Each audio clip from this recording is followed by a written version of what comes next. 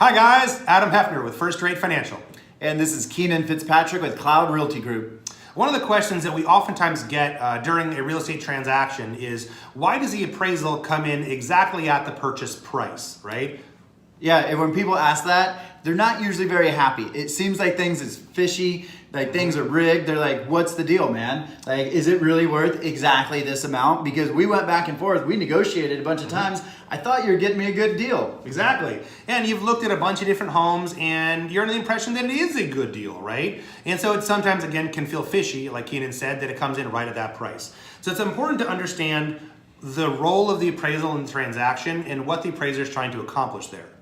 Yeah, so what they're not trying to do is determine this ultimate specific value.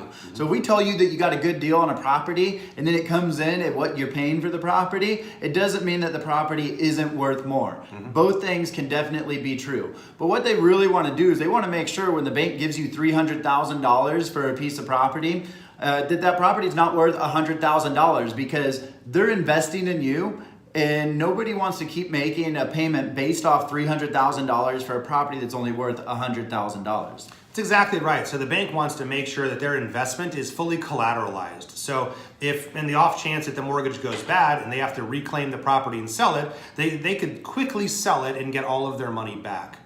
Another important thing to recognize is that the largest determination of value is the market, all right? So a market is designed or is defined as a bunch of buyers and sellers.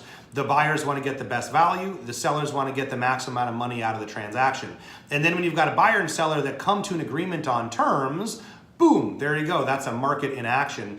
And so the appraiser's job is to make sure that that process, that natural process of buyer and seller finding each other and determining, a final sales price has been fair and above board, right? Yeah, so they're going to use your comparable sales. So the properties that are most similar to yours, that have sold most recently and are closest to yours. They're going to take a look at those and they're going to evaluate it a bunch of different ways, but that's what's going to play the biggest part in determining the value of that property. The other aspects, like as far as if the property brings in money, that plays a lesser role. If the property was to burn down and need to be rebuilt, that plays a lesser role. So you got to be really close to the properties that are going to be the best comparables. And that's a great point that Keenan brings up, is that there's more than one way to value a property, all right?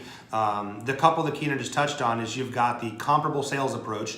That's the one that's the most used for residential mortgage transactions. You also have the income approach. That's more typically used for commercial buildings, as well as the cost replacement. Bingo, the cost replacement, exactly.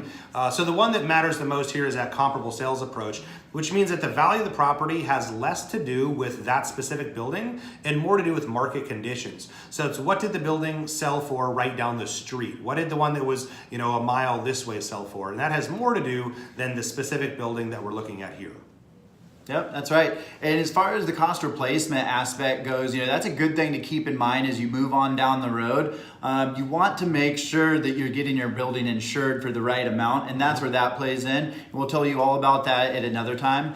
And I think that's about it, Adam. Let's talk real quick about the refinances. So if you do a refinance, then the appraisal process is a little bit different because there's no market conditions, right? There's not a buyer and seller. So if you're refinancing your house, I think it's always important for the borrower, the guy getting the refinance, to have an idea of what they think the building is worth. The best way to do that is to have a really great agent buddy, all right? So call your real estate agent, have them run some real quick comps or do a market analysis for you so that you've got an idea of what we can expect from that appraisal report before we spend the $700 or $800 in order to get that thing back.